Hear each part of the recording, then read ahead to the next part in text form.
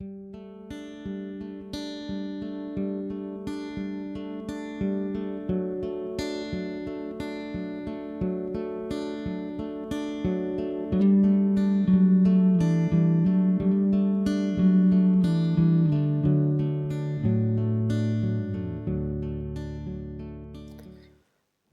I'm going to be showing you a nymph pattern, this fly here. Now, this fly was tied in the 50s by a gentleman called Richard Salmon. Now, I was fortunate enough to buy a book. It was a limited edition, and in the book the fly was in basically the page marker. So I'm going to tie it and show you how I think it was tied. It's an interesting fly, and I'm tying quite a few just to try out. Hopefully you'll try them yourself, but I'm sure this pattern can easily be, colour could be changed to suit other flies as well in size. Now I'm just using a light nymph hook, size 14, which is equivalent size to the fly that came in the book. I'm just going to line the hook up so that it's sitting nice in the vise so you can see what I'm doing. Now, fly is weighted, so I'm going to add some lead foil on. You can use lead wire, it's up to yourself. Now I stick a back lead foil on, so all I've done is cut a length into a point and remove the backing. Now we start the lead in line with the point of the hook, which is half the length of the shank. I'm just going to wind it up. Off there. Just going to wind it up, touching. Now short of the head, because there's quite a big head on the nymph, and it has red varnish on it, so leave yourself a good mil or so, or two. Now what I'm going to do here is trim this away the waist, both ends. This will help obviously form the thorax, and help form the shape of the nymph. Now the thread I'm going to be using, this is just a light Cahill, a uni thread, an 8/0. First thing I'm going to do is run the wax through the thread, take off about a foot and a half or so, just run it through the wax, just the once. And what I like to do then is run my fingers through a couple of times, quite quick, which heats the thread up and melts the wax into the thread, so you hear it getting sticky, and that's what you're looking for. Now we start the thread just before the eye, and then using the waist piece, control the turns of thread from over the lead. Try and keep the shape, remove the waist piece, and then take the thread down to the point just before it goes round the bend. Now the tail of the nymph is barred, ribbed up. This is one of the flank feathers. There's only 3 fibres, and they're really quite long, so what I do is bring them 90 degrees from the stem of the hackle. That will line the tips up. I would say the length of the tail of the nymph is at least slightly by the length of the hook, so hold that in your finger and thumb, and try and tie these in with the natural curve of the fibre, up and away, when it curves up and away from the hook shank. But what I'm doing is holding the tips and then bring the thread turn underneath, and this will help separate them. And then a straight turn at the back to lock them in, and you can see the tail you can get. There we are. Just the same as you would do if you were tying a dry fly. Now there's the tip of your point of the hook. Its body is going to be there, so trim that there. Now the body is made up of the stem of a hackle, a large hackle. Now I've got a large, this is cock hackle. Taking one of the large feathers off. Now it could be a Chinese cock, it could be genetic, it's up to yourself. Now to get the stem, to reveal the stem obviously, remove the fine fibres either side, all the way down. Just work your way down. Now these, the bodies you can get from the hackle stems are really good. You get a lovely quill effect. So if you've got loads of these big hackles that you don't like, you can't use, then use them up on bodies. You'll see one side's lighter than the other. Now trim at the tip, tie it in by the finer point, and we tie this in the full length of the body. Now you want to build up thread turns, meaning touching it first.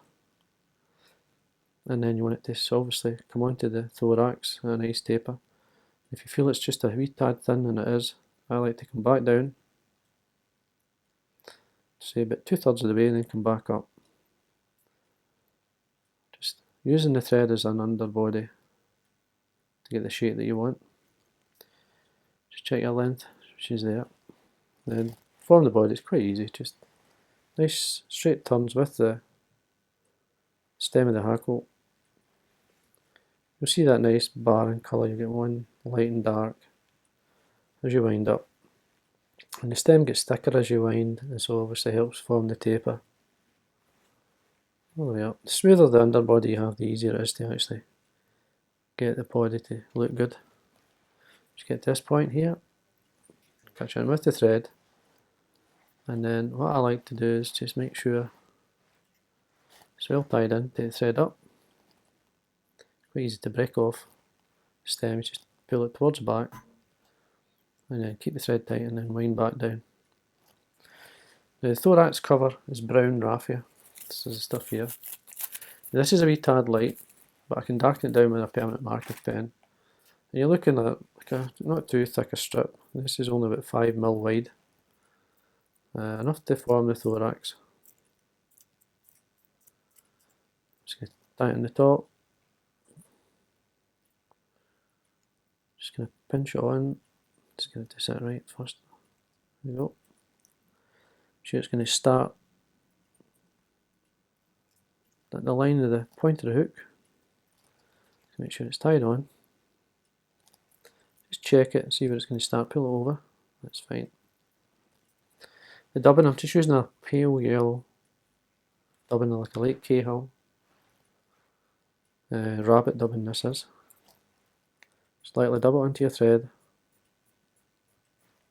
You want a soft dubbing use, but a really soft dubbing, especially for a nymph pattern.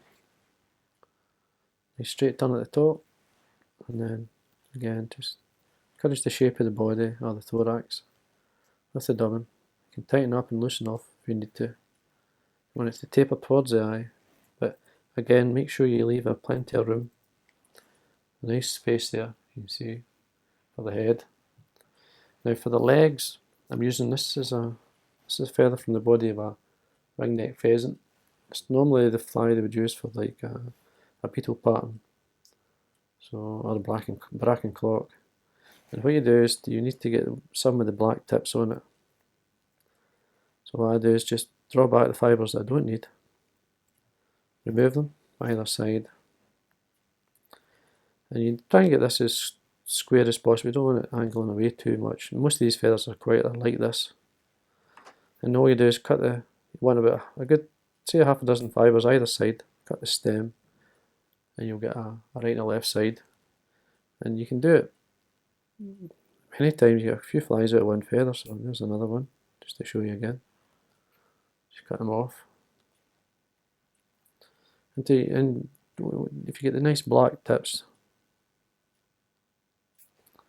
again, there we go. And you can take away if you think there's too many on one side, and there is in this case. A nice balance there. Now the length of the fibre, the original fly comes back partly to the barb of the hook. So I'm going to do the same. So offer it in to that point there. Then we're coming from the top, and the top of the hackle, the front of the hackle is on the top. And then try and keep them as square, as straight as possible there, and just hold them either side of the thorax. And then come round with 2 or 3 just weighted turns, meaning the bobbin weight. Don't put any pressure on it. And just then allow the stem to come back to where it should be in top. And just check where the fibres are. You see the fibres are sitting either side, nice. Then you can tighten up and remove the waste piece. Make sure you get a nice clean cut. And make sure that it's not over the eye. Yeah. You can tidy the head area up, just take the thread down. And then come back up. Small fibre there, we try and draw it back with the thread turns. Come back up. Then we can bring over the raffia for the thorax cover. It's quite simple to do, just hold it over the eye, come up over the back with the thread, 2 or 3 turns to secure. You can see how you get that nice thorax shape. You can trim away the waist and form the head with the thread. As I say, the head's quite big, so don't be shy of the head size, part of the nymph. Come up, and then we can whip finish once we've tied it up. The whip finish should be up towards the eye of the hook, so we can, again, this is forming the shape of the head. And tie off, trim away the thread. Now you can see there's your fly finished basically. You've just got to varnish the head up. A nice shape all the way around. Looks okay. Now, as I say, I'm going to darken, you can darken the thorax, but first what I'm going to do is, basically you would varnish the head, clear varnish, and then put the red dot on top. Now I'm going to speed the process up, I'm going to use super glue to do that. You need the clear varnish on before you put the red on, because what will happen is the red will slightly spread, and the chances are it may go all over the place. You can control it better over a layer of varnish, or in this case super glue. Now, that dries really quick. Now I'm going to speed the process up by using the hairdryer.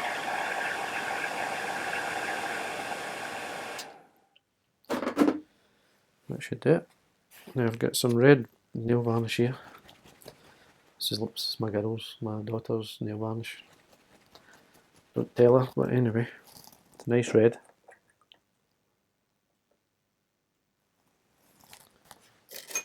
And then you just want to put some on the top.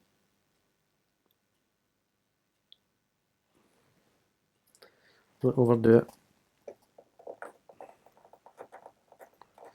To allow that, we can again allow that to dry, and then we can varnish it up. You have to put clear varnish all the way around. Now, what we do here is colour the thorax up with a permanent marker.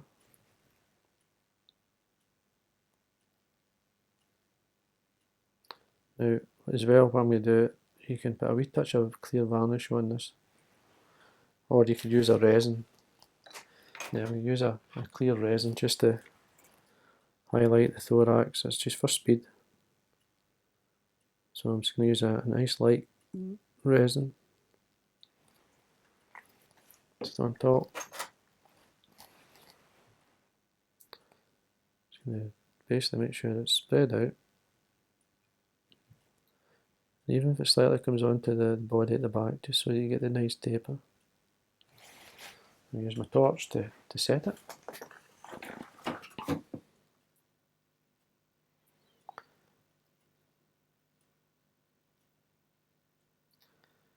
And there we are.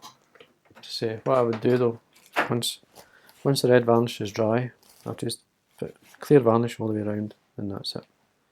So I hope you enjoyed that. On fly, I mean, I've tied quite a few now, so I'm going to obviously give it a good go.